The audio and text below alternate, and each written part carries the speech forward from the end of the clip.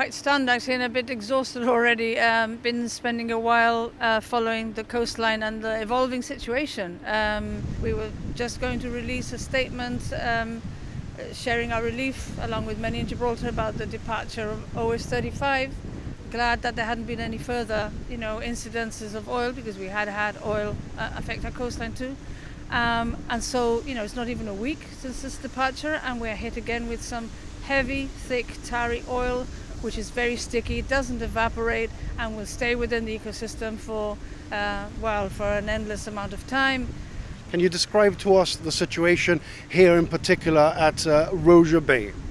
Well, Rozier Bay had been spared initially in the early part of the morning, but then the winds and the currents have just brought it slamming into the rocky part of Rozier Bay. But the beach and the rocky area has also been affected, and of course there's a lot of protected marine life there.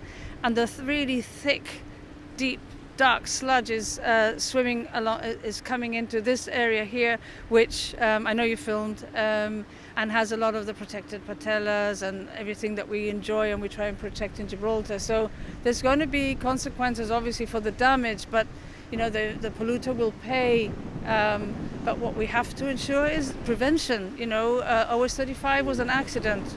This vessel was receiving bunker and there was an overspill, and that shouldn't happen. There should be vigilance, the activities carried out 24/7. It has to be monitored 24/7. We mustn't have these incidents happen. You spoke about the potential damage to coastlines and marine biology. I know it's early days at this point, but give us some examples of what you're talking about. Well, it's a very valued part of the coastline here. It's brimming with life, and this kind of oil is the worst of oil that can contaminate our coastline. So we can't get away from the fact that we will lose a lot of marine life in this area, and that has to be lamented, along with the fact that socially the community is going to feel this impact. We still don't know the scale of it, the volume of it, and so I think as the day progresses we'll learn more.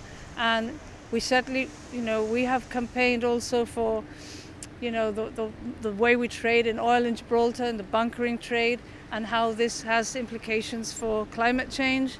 And the whole industry is changing at its own pace, and Gibraltar will see that change too. But at an immediate level, we'd like to see Gibraltar also plan to diversify away from oil. And this is an example of why we should also do that.